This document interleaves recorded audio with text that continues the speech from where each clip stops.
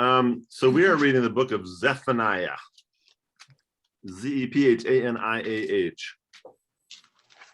I always like to sort of put it in the historical context. I did some reading both from my Bible and other places. It's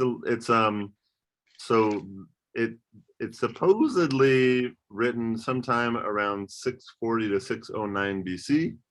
That would be just fairly soon before the Babylonian conflict. But interestingly, I said a lot of the prophets write either during the Babylonian exile or during the Assyrian,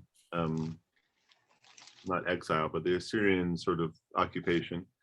But this is sort of interesting because it's a minimum of 20 to 40 years before Babylonian exile, but it's long enough after the Assyrian that it's one of the few that's not too much about either one of those things. You know, the Babylon isn't referenced because that's going to happen a generation from now, and it's been long enough from Assyria that it's not been influenced too much by that either. So it sort of finds an interesting spot. It's also one of the most poetic, musical of the. A lot of the prophets have like prayers that are sort of poetic in a sense, but rarely do you have the entire book is that way. The end of the book of Habakkuk, which we read 2 weeks ago, or last time, the last line is "to the leader with stringed instruments." So there is sometimes a hint that it's meant to be sung in worship or that sort of thing. So the entire book of Zephaniah is thought that it was probably used as like a hymn later on. It's very poetic. There's repeated verses. There's some interesting, but it's all about religious renewal and renewal of, it condemns religious and political leadership for being, immoral or not following justice. And there is a sort of a judgment against the leaders, but there's also a lot of promise and hope. So it's actually, I read the entire thing earlier today, and I don't believe we read this anywhere in the lectionary. I could double check. I usually look. I don't think we read this in the lectionary, but there's definitely parts of it that sound really familiar, even though we don't read it in the lectionary. Let me double check, because I don't think we read it in the lectionary, but I didn't check this morning. Oh, maybe. Yes, one time in 3 years we read it.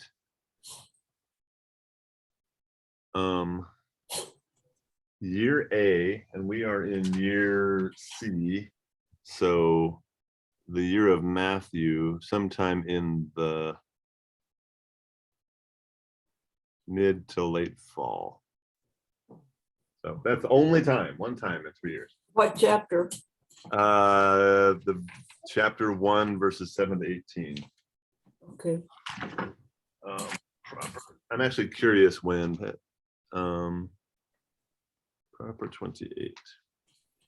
So I don't know if you knew this, our hymnal has the entire lectionary. Did you know that?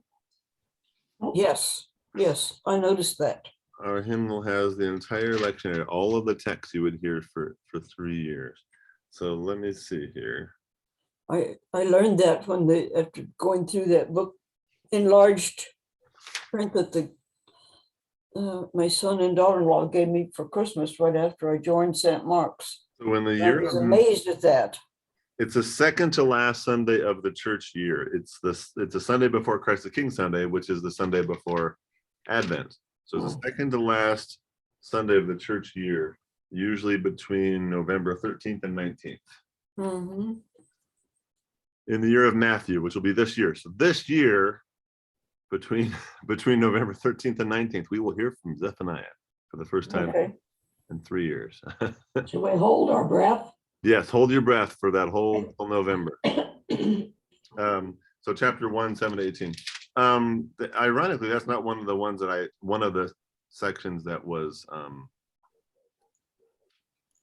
there's a lot of sections in here that sort of sound familiar, that maybe Zephaniah was a contemporary of other prophets or something, but there are some things that sort of sound familiar, but yeah. So going to read the first part of chapter 1. The word of the Lord that came to Zephaniah, son of Cushi, son of Gedaliah, son of Amariah, son of Hezekiah, in the days of King Josiah, son of Amon of Judah. Hezekiah was a well-known king, by the way, so it could interesting. I wonder if it could be related to that. I will utterly sweep away everything from the face of the earth, says the Lord. I will sweep away humans and animals. I will sweep away the birds of the air and the fish of the sea. I will make the wicked stumble. I will cut off humanity from the face of the earth, says the Lord. I will stretch out my hand against Judah and against all the inhabitants of Jerusalem. I will cut off from this place every remnant of Baal and the name of the adulterous priests, those who bow down on the roofs and to the hosts of the heavens, those who bow down and swear to the Lord, but also swear by Milcom. Those who have turned back from following the Lord, who have not sought the Lord or inquired of him. Be silent before the Lord God, for the day of the Lord is at hand. The Lord has prepared a sacrifice. He has consecrated his guests. And on the day of the Lord's sacrifice, I will punish the officials and the king's sons, and all who dress themselves in foreign attire.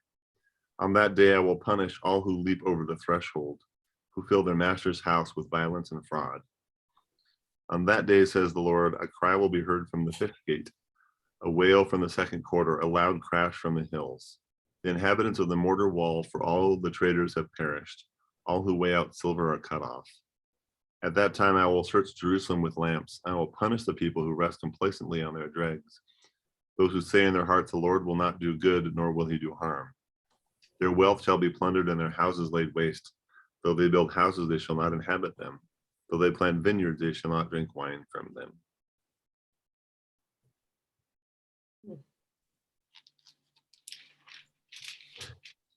It's not a punishment on all the people. It's a punishment on those who aren't faithful to God, I guess. There's lots of different examples in there. Or the people that are in power. Yeah, mainly the people in power. Mm-hmm. What does that mean about jumping over the threshold? What I was going to look that up, and I just thought that was interesting. Oh, okay. There's that. What verse is that? Get outside. Or it's stepping on the threshold. There's something here about from 1 Samuel 5:5. So let me look in 1 Samuel 5:5. See if there's a reference there. A contemporary taboo against treading on the threshold of Dagon's temple. So of a non-Jewish. Oh, okay. Non-Jewish god. Okay. So it's sort of like leaping over if they leap over the threshold, then maybe they're not in trouble, but if they're still in the temple that's not the Jewish temple, I guess. I don't know. It only counts if they touch the threshold, maybe.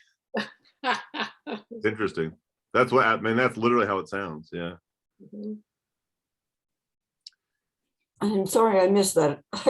My four-legged critter had to go outside. No, it sounds. So there's a reference to jumping over the threshold. It sounds like if you touch the threshold of another god, it's as if it's Okay. People thought that if they could step over the threshold, it wouldn't count for them entering that place. I guess. Oh. Even though they were inside. Yeah. So that's interesting. So the verses 10 and 11 there's a section in Proverbs which I really love. It's Proverbs 8 that says wisdom will be heard on the on the mount, at the gates of the cities, at the crossroads of the city, on the high points in town, all these places. This verse 10, 11 reminded me, on that day, said the Lord, a cry will be heard from the fish gate, a wail from the second quarter, a loud crash in the hills. The inhabitants of the mortar wail for all the traders of fish. So it's sort of like all the places where could be a crowd gathered. That's where you'll hear, and it's kind of similar to the Proverbs passage. Although this might be more specifically where places where injustice is happening or something like that too. But when you see passage like that sort of list a bunch of places in the city, it's I find that kind of interesting because obviously there's no mass media, right? So what's the closest thing to mass media in the time of Jesus? It's going to the most public places, right? So that's why I kind of love that section in Proverbs, because it basically says all the most public places where everyone would be seen and heard, that's where wisdom is. This feels a little like that, it's sort of like God will rout out the injustice and immorality from those places. Yeah.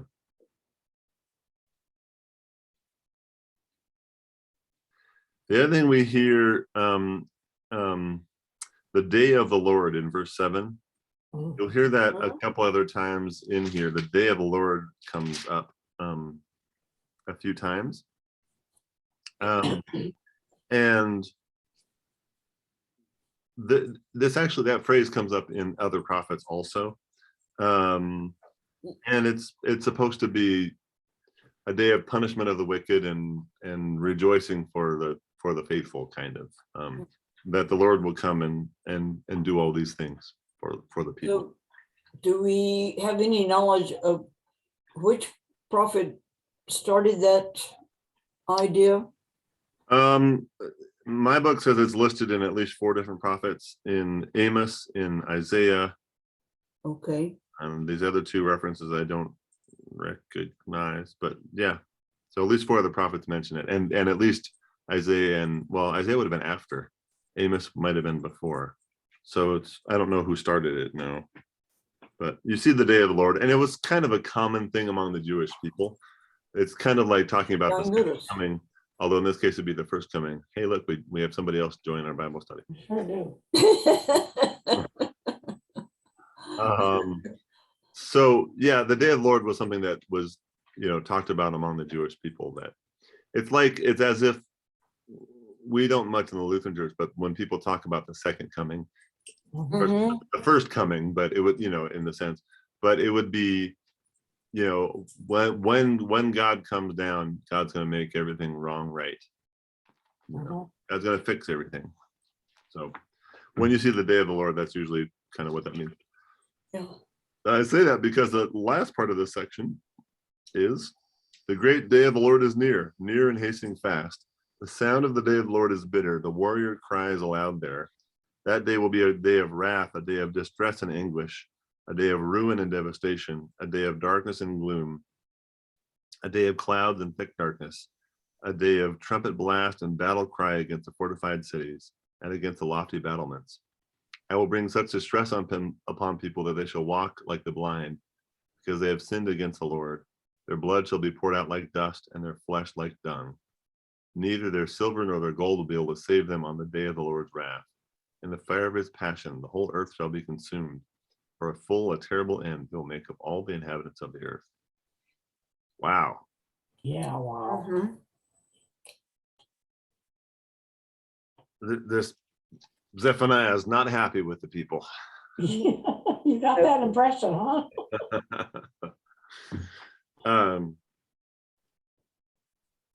Yeah, it's one thing I find interesting with the timing is it's early enough from the Babylonian exile that it's not like they could see the Babylonians coming like Isaiah and Jeremiah could, but it's all I think the Babylonian exile did shake up the people a lot. For better for worse, the most of the people that were the wealthy, the ones in power, were taken away to another land, right? So in some ways you could think of Zephaniah as being very prophetic. That's going to happen in 20 or 30 years. The day of the Lord is coming. It's near. I guess near is relative. Is 20 or 30 years near? Yes. It seems near. It seems near when we think about biblical times. When I think about 20 or 30 years from now, I'm like, ooh, that's a long time from now. The older you get, the shorter that gets. Yeah. I was just talking with my mom how I'm 52 and I don't think of myself as being old. But I remember when I was younger thinking once I hit 30, I remember born in 69, 31, I'd be 31 in 2000. Oh, I'd be like old at 31. Yeah. Now I think of 30-year-olds as babies, Yeah. you know? Oh, those cute little 30-year-olds that don't know anything. Well, I had a funny thing last week. It was talking with my daughter-in-law. I said, of course, I can't keep from worrying about the JP because of his history of asthma, because he was on oxygen when they had the COVID. And she says, Mom, I've been taking care of him longer than you did. You got to do the math then, right? You gotta, oh, yeah. I said, yeah, and I took care of Lynn longer than his mother, but it so is, we had a good laugh, but she's right. it is valuable to sort of understand not just where these prophets are speaking in terms of time, what point in time, but also what's coming up in their history. And remember, hopefully you always remember 586 BC, and remember that, because I've mentioned it in other Bible studies. 586 BC is a very big year in the year of the Hebrew, the Jewish people, right? Because that's the year that the temple was destroyed and Babylon invaded. So anything that happened before that leads into that. Anything that happens after that, it's all, there's a lot, anything in that within 100 years of that is sort of framed by that event, right? And this is only 20 or 30 years before that. So it makes me feel like the prophecy kind of almost points to that, whether the prophet is talking about that or not. Because it did, I mean, I can't even imagine if most of the leadership in the temple and most of the landowners and all of the government basically just got shipped off to another country. Yeah. And from their perspective, forever. I mean, it was a long time, you know, a generation or two, at least 2 generations probably. So they're gone. How would that have felt to the people that remained behind? Yeah. When the people making the rules, just or unjust, when the people owning the land, who were moral or immoral, when they're all taken away. I mean, you know, was there a celebration when that happened in the streets? Or was it mourning? You know, it's an interesting question, right? Probably some of each. Yeah. Yeah. Both and, as we say in the Yeah. Yeah. I'm going to continue on with chapter 2. Gather together, gather, O shameless nation, before you're driven away like the drifting chaff, before there comes upon you the fierce anger of the Lord, before there comes upon you the day of the Lord's wrath. Seek the Lord, all you humble of the land, who do his commands. Seek righteousness, seek humility, perhaps you may be hidden on the day of the Lord's wrath. For Gaza shall be deserted, and Ashkelon shall become a desolation. Asdod's people shall be driven out at noon, and Ekron shall be uprooted. And now I don't know where most of those places are, so I'll look it up later. Inhabitants of the seacoast, you nations of the Cherethites. This is one of those passages that most people don't want to read because there's too many things. Yeah. O word of the Lord is against you, O Canaan, land of the Philistines. I will destroy you until no inhabitant is left. And you, O seacoast, shall be pastures, meadows for shepherds, and folds for flocks. The seacoast shall become the possession of the remnants of the house of Judah, on which they shall pasture. And the houses of Ashkelon they shall lie down at evening, for the Lord their God will be mindful of them and restore their fortunes. I have heard the taunts of Moab and the revilings of the Ammonites, how they have taunted my people and made boasts against their territory. Therefore, as I live, says the Lord of hosts, the God of Israel, Moab shall become like Sodom, and the Ammonites like Gomorrah, a land possessed by nettles and salt pits, and a waste forever. The remnant of my people shall plunder them, and the survivors of my nation shall possess them. This shall be their lot in return for their pride, because they scoffed and boasted against the people of the Lord of hosts. The Lord will be terrible against them. He will shrivel all the gods of the earth, and to him shall bow down, each in its place, all the coasts and islands of the nations. You also, O Ethiopians, shall be killed by my sword. And he will stretch out his hand against the north and destroy Assyria, and he will make Nineveh a desolation and a dry waste like the desert. Herds shall lie down in it, every wild animal, the desert owl and the screech owl shall lodge in its capitals. The owl shall hoot at the window, the raven croak on the threshold, for its cedar work will be laid bare. Is this the exultant city that lives secure, that said to itself, I am and there is no one else? What a desolation has become, a lair for wild animals. Everyone who passes by it hisses and shakes the fist. So to me, my first instinct is there's judgments against like all of the nations that are within Yeah, quite a distance, like 1,000 miles of Israel, like judgment against all of them. yeah, Ethiopia and Assyria and Babylon, all these places is like, wow, that's a lot of wrath. yeah. Hey, Does sit the, down. Yeah, the threat now expands to foreign nations, following the similar movement in prophetic books that from threats against Judah and Jerusalem to threats against foreign nations. It's not lunchtime yet. Philistines occupy the area to the west. Four of the major Philistine cities are mentioned: Gaza, Ashkelon, Asdod, and Ekron. So this is going to sound political, but I don't mean this to sound political. I'm just going to put this out there. Philistines, who are the modern Philistines? depends on which side you're on. The name is very similar. The name has Palestinian. Oh, So Yeah. the Philistines occupied the land of Israel when were the Canaanites, the Philistines, it was one area. They were all there when Moses and the people came to the promised land. So that's always an interesting passage to me that, they came into that land and there were people there. It was promised to them, but there were people there who'd been there for generations. Well, this is our land. Well, who are you? Like, it's an Yeah. interesting exchange. But the Philistines are some of those people. Gaza Strip. So the Philistines were there before the Jews, according to their own Jewish testimony. But they're also among those people that will have the judgment of God on them because they're not Jews. This is interesting. is it because they're not Jews or because of the way they're living?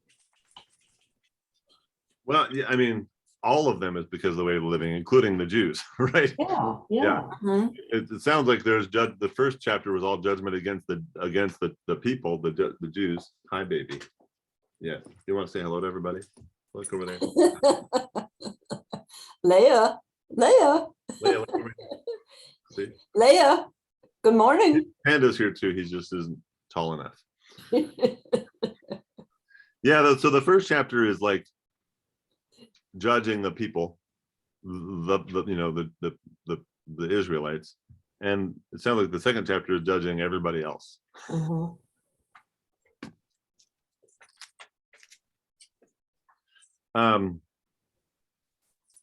Verse 13, he will stretch out his hand against the north and destroy Assyria. Like I said earlier, the Syria occupation was probably 150 years ago in their time. So it would have been in recent history, but history, right? No one probably remembered the Assyrians occupying, but it was fairly recent, and relatively speaking. Well, I thought that the Babylonians are the ones that conquered the Assyrians and then they overran Yeah. Judah, right? Yeah, So but that doesn't happen for 30 or 40 years now. right. So at this time, they're still under the Assyrian rule, right? Well, with the Assyrians' rule is, I mean, like a lot of empires, it sort of decayed over time, and their influence decayed over time. So it's hard to say whether they were under Assyrian rule. Around 800 BC, I think 750 to 800 BC was kind of the peak time of the Assyrian occupation.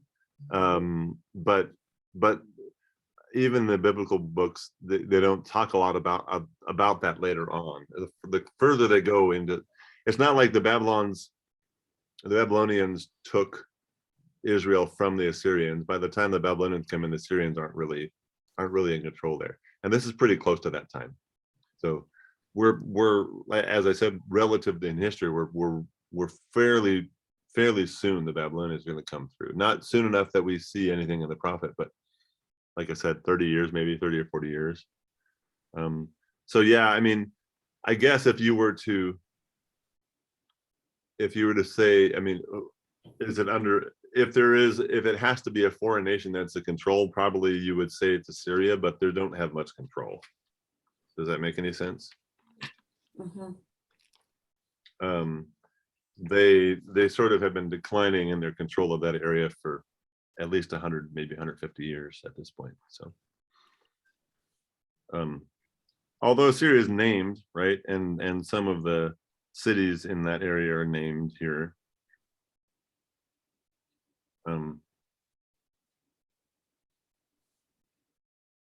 Nineveh is an Assyrian city, which is mentioned, right?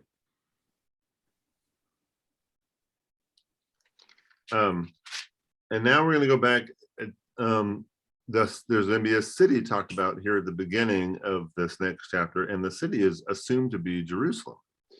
So it's the first chapter talked about how the people need to turn from their evil ways, and then all the nations around need to turn from their evil ways, and then we're back to the people, to the city, right, that needs to turn from its ways. Yeah. Soiled, defiled, oppressing city. It has listened to no voice. It has accepted no correction. It has not trusted in the Lord. It has not drawn near to its God. The officials within it are roaring lions. Its judges are evening wolves that leave nothing until the morning. Its prophets are reckless, faithless persons. Its priests have profaned what is sacred. They have done violence to the law. The Lord within it is righteous. He does no wrong. Every morning he renders his judgment, each dawn without fail. But the unjust knows no shame. I have cut off nations, their battlements are in ruins. I have laid waste their streets so that no one walks in them. Their cities had been made desolate, without people, without inhabitants. I said, surely the city will fear me, and it will accept correction. It will not lose sight of all that I have brought upon it. But they were the more eager to make all their deeds corrupt. Wow. And Jerusalem is kind of I mean, it's a pretty important city I guess it's still an important city, but Jerusalem is a crossroads in the ancient world. It's not just the capital for the Jews, but it's a major sort of stopping point travel wise, going north south. It's one of the most major cities at this point of that whole region, right? So to sort of condemn every leader in the city, which is what this does, is pretty strong. It's even stronger when you think about that, right? Yeah. Do you think Go ahead. Do you think because of the people going through there, it enhanced the turning away from God because they were trying to accommodate so many different cultures and so many different ideas? Yeah, I do. I think it's such a natural sort of point. I think that's why you hear so much about idols, because there were so many people of other. We like to assume Jerusalem and Israel was sort of homogenous in terms of culture, language, religion, but it's just not possible. That people were traveling through there from all parts of the world. It was a natural kind of place to go through. So there had to have been, people from all sorts of different cultures, languages, religions going through there. And so there is this sort of natural fight against idols, idolatry, and other faiths and stuff. Although this particular chapter has nothing, I mean, this particular chapter is saying you all have turned away from, and whether they've turned away because of that or whatever, right? But there's definitely some pretty strong, gosh, the prophets are reckless, the priests have profaned what is sacred. That's very strong language, even in a prophet book like this. That's very strong language. Yeah, and how much has that been an influence? I think probably it has. I mean, think of in the modern sense, Jerusalem is one of, if not the holiest city for 3 of the 5 largest world religions. That's pretty crazy if you think about it. Now I know Judaism and Christianity are connected in a way, but even Islam, right?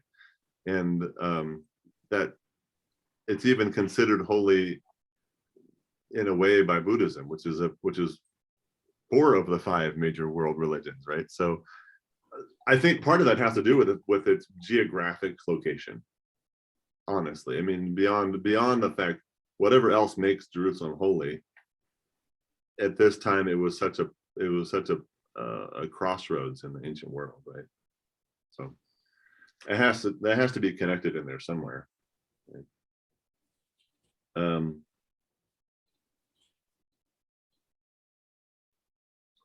Yeah. Anyway, therefore wait for me, says the Lord, for the day when I arise as a witness, for my decision is to gather nations, to assemble kingdoms, to pour out upon them my indignation, all the heat of my anger.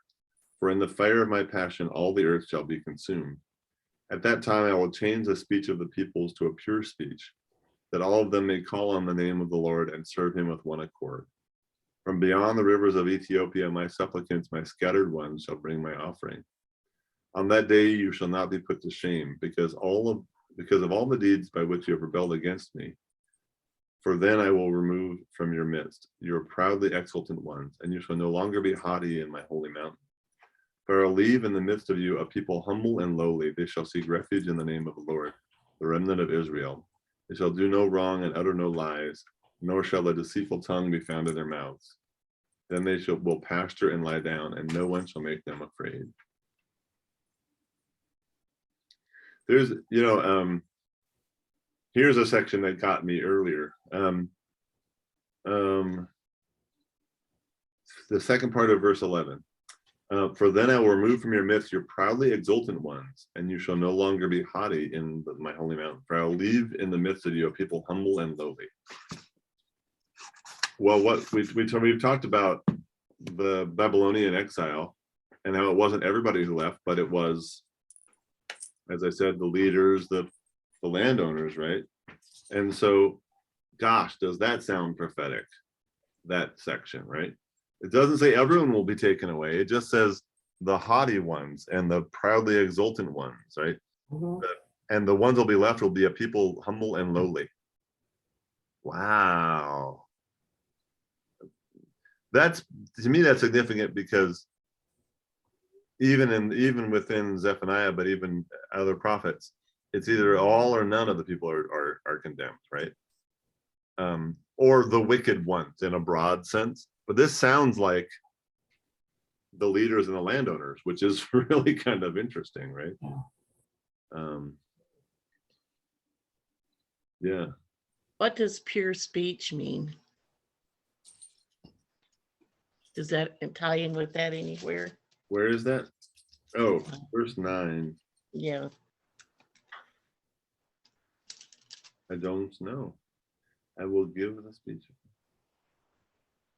So it says, mine has a more literal translation. It says, I will give the speech of people's lips that are clean. Pastor, Yes. in the NIV, it says, then I will purify the lips of the peoples, that all of them may call upon the name of the Lord and serve him shoulder to shoulder. Oh, so I will purify their lips. I will make those. Yeah, that makes sense. So is that the people that he's talking about will be humble?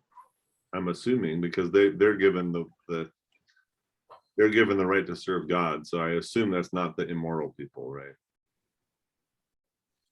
Yeah. They also, the end, I mentioned it before, and I should have mentioned, there's a couple times earlier on that a verse or a little phrase caught my attention because I felt like I had heard it before somewhere else. The end of this section, the verse 13 of chapter 3, they shall do no wrong and utter lies, nor shall a deceitful tongue be found in their mouths, but they shall pasture and lie down, and no one shall make them afraid. That's really familiar to me, but there's no reference here to where, if it's somewhere else.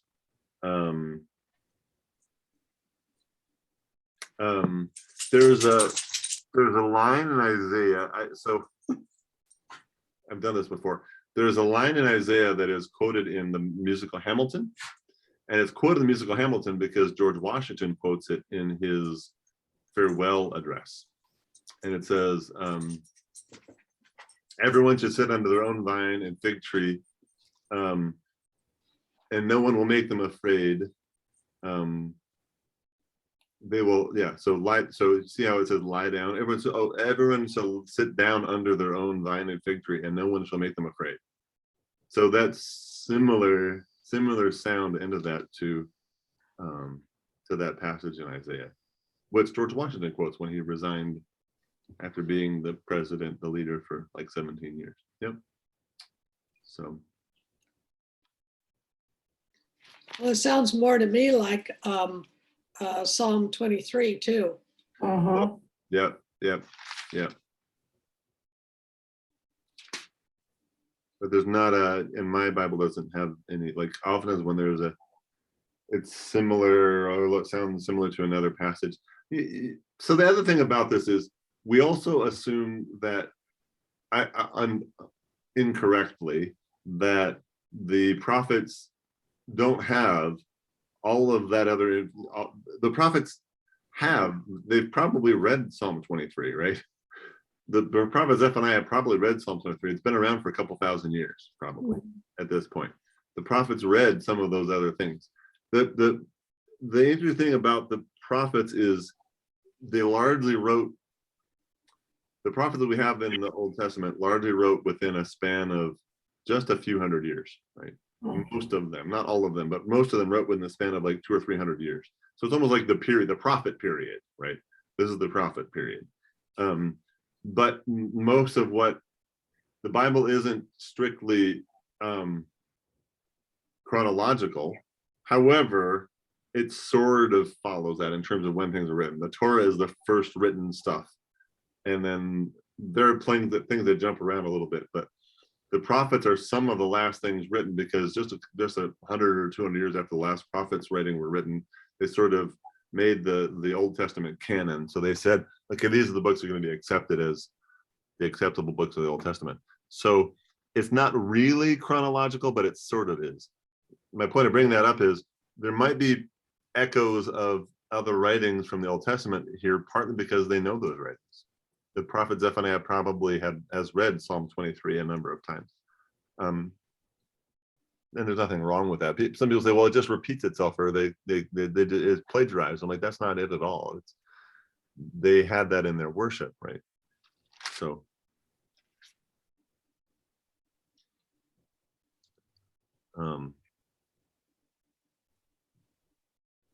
Yeah, I didn't catch that when I read this earlier, but that verse 11 and 12 is really profound when you think about what's going to happen in 586, just a little while down the road.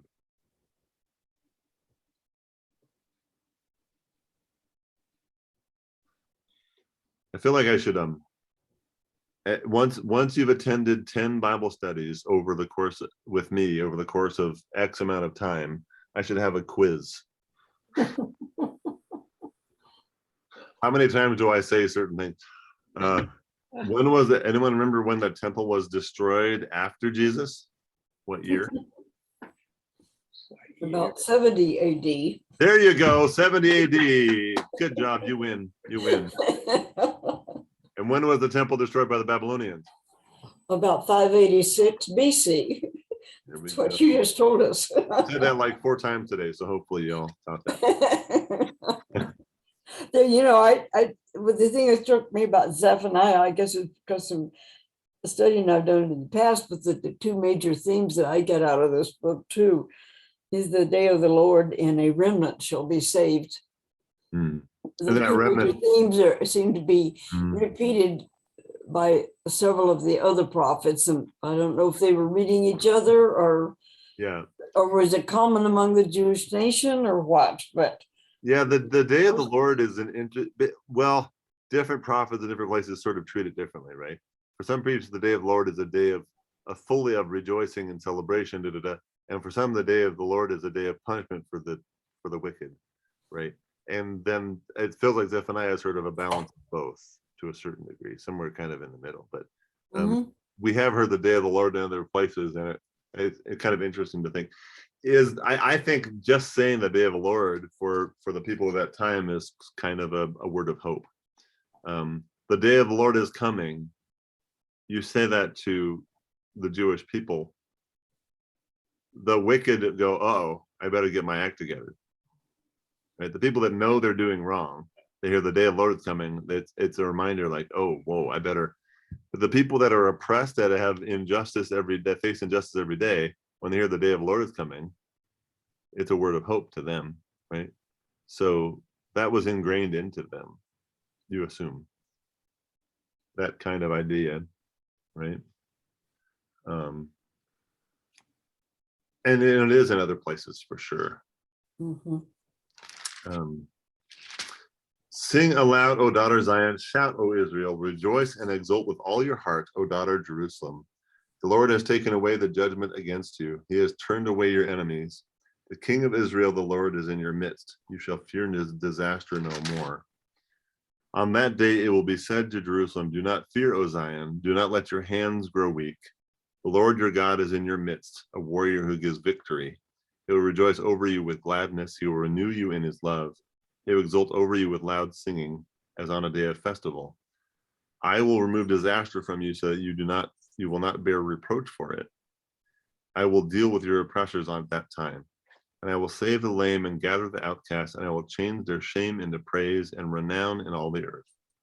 At that time I will bring you home at the time when I gather you, for I will make you renowned and praised among all the peoples of the earth, when I restore your fortunes before your eyes, says the Lord.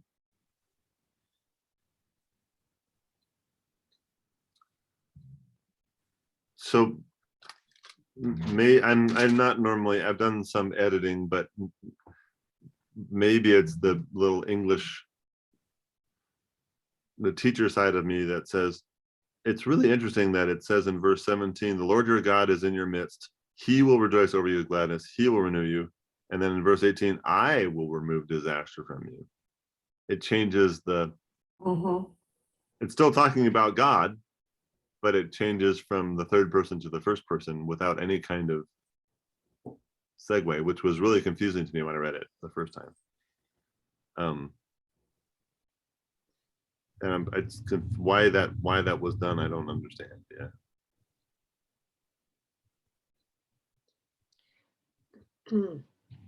Well, he does it before that too. Goes on in verse 12, says, I will leave within you. And then the next one is, let's see, he kind of switches back and forth. Yeah. So, and it's not I don't think it doesn't sound like it's I, the prophet, because it's talking about right. big things. So I think it's I, God, but it's interesting how it changes back and forth. One thing about this, the whole book that struck me is that the part that should have scared the spit out of them was where he said they'll come hunt. It was the first chapter, verse 12. It says, at that time I will search Jerusalem with lamps, and I will punish those who are complacent.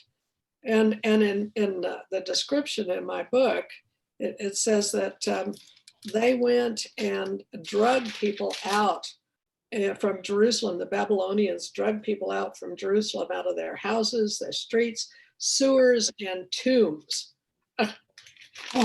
And I would have thought, that would have scared me half to death if I knew that was coming. Maybe they didn't see it that way, but I think that's what probably happened to him.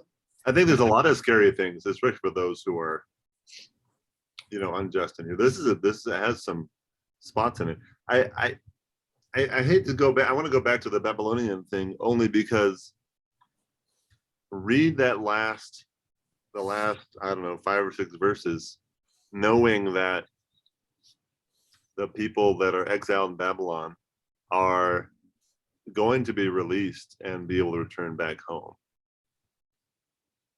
If you read it with that in mind, I will remove disaster from you. I will change your shame into praise. I'll bring you home at the time when I gather you. Now, who knows? I think we need to be careful to overread these things, but this is not too long before that. It's really interesting. 2 parts are really interesting to me. How much it feels like it connects with the Babylon exile more than anything else. That about bringing you home and uniting the people, which is what the language it uses. And earlier on, when it says separating out those who were sort of the leaders, who were the proudly exalted ones, the haughty, right? The upper crust. That wasn't something that normally when nations were conquered, the whole nation was conquered. They weren't separated like that. So the fact that the Babylonians did that probably, and it sort of sounds like that in Zephaniah, I think that's really, really interesting to me. Yeah. And like I said, who knows if it's talking about that, but it feels like that. It sounds like that. Knowing what we know after the fact, it sounds very prophetic from a prophet. Shocking, I know. Well, if it wasn't the Babylonian takeover, what else could it have been that he was referring to then? Yeah, I mean, like I said, the worst part of the Assyrians has now been pretty far in the rearview mirror at this point. I'm not saying life is great in Israel at this point, but they're not facing down an army at this point, right? So it does feel very, usually when I say prophetic, I mentioned this before. I think sometimes we assume prophets are like fortune tellers, they're reading tea leaves and looking at crystal balls, and that's not what prophets were at all. Like did they predict the future? Yeah, they did through dreams and some things, but it wasn't like you'll meet a tall, dark, handsome man or something like that. It wasn't like that, right? It was sort of, I like to think of it as reading the newspaper and then making interpretations, even though there were dreams and prophecies that showed associated with that. But this feels so much like more mystical prophecy to me, knowing what's going to happen with Babylon, right? Well, did takeovers happen, like you said, the Syrians for the last 100 to 150 years had kind of waned. Was that a pattern? Yes. And they felt like something was going to. Yeah, but it happened such different ways. Like the Babylonians, Mhm. and there were even cultures that kind of washed through even before the Assyrians. But the Assyrians, the 4 that are best known in the Jewish people are the Assyrian, the Babylonian, the Greek, and the Roman. And all 4 of them were vastly different in what and how they conquer the people, how they dealt with people. They're very, very different situations. The Assyrians just wanted to destroy everything and everybody, and rule with an iron fist. That's kind of what we gather. The Babylonians realized that they couldn't hold it all, so they just took what they wanted. It took a lot of the wealth and a lot of the wealthy and said, okay, you're coming back to Babylon with us. The Greeks are probably the most peaceful in some ways, but sometimes peaceful is not necessarily the nicest.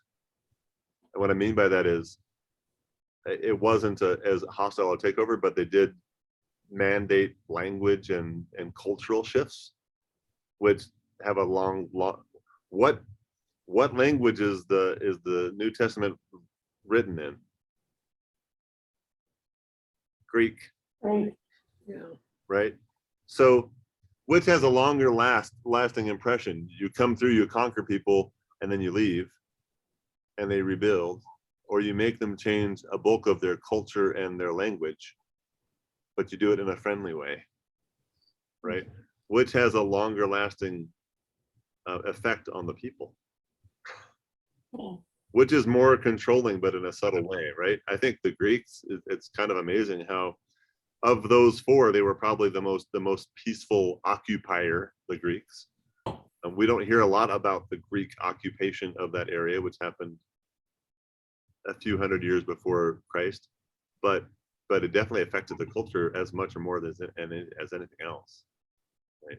And then the Romans were not overly violent, and that the Romans,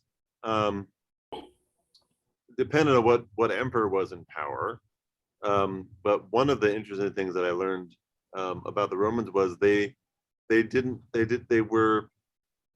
advantage of being taken over by a pagan country is pagan doesn't mean like pagan isn't a type of religion. Essentially, people think of the pagan. Well, you have the pagan church down the road and you have the Lutheran church. That's not how it was. Pagan is like worship whatever you want, however you want, to a certain degree, and so that's why there are multiple gods. Well, it was no problem for them to say we worship however you want, as long as you're going to pay taxes, worship however you want, right? And as long as you don't cause trouble, as long as you don't uprise up against the government, against the military, worship however you want, do whatever you want, right? So on some ways the Roman seemed very permissive too, but if you didn't pay taxes and the taxes were particularly unfair, then bad things happened. That also would change their policy would change dramatically from one emperor to the next, and emperors were changed fairly regularly or killed off fairly regularly. And you could have one emperor that would be, people say, oh, the Roman emperors were always anti-Jew, and that's not true. Some were like, whatever, be Jewish, and some hated the Jews, and some hated Christians, and then the next one would not have a problem with Jews or Christians, and so it sort of depended on who was in power. Right? So each one of, I guess the reason I said all of those outside cultures, Assyrians, Babylonians, Greeks, Romans, all had major influences on the people, but in completely different ways, right? And so in each of those cases, well, I can't think of a specific case with the Greeks, as the Greeks sort of glommed on. They didn't, they invaded, but not really, not in a way, not in a militaristic way, as far as we know. But prophets and other writers write about all four of those cultures, and not generally with anything positive to say, right? Because here's the chosen people in their chosen land, and they keep getting overrun. But well, that is the prophet Zephaniah, Okay. and I don't think it's Haggai. I think that so Haggai can be done in one day. I think Zechariah is the one that's a bit longer. Yeah, Zechariah will take a few days, and we are going to get through all of the minor prophets. What's called the minor prophets, and I think only Zechariah will take us more than one day. Did we use 2 days for Micah? I think we did. We used We two. did. Okay. Yeah, and now are Joel and Amos not considered minor prophets? I'm just going in order in the book here. They might be minor prophets. We just start wherever we started. We could go read them too, Okay. for sure. We just, I like Amos. I forgot where we started. We didn't do Ezekiel. We didn't do I think Daniel. we started with Micah. Yeah, I think we did Micah just because I like Micah, and we just decided to continue on. So we can go back and do Joel and Amos. That's great. Yeah. Yep. I But find these interesting. yeah, Amos is one of my favorites. Yeah. I find these interesting because we don't hear them much, and it's interesting to kind of get their perspective on things. Mm-hmm. So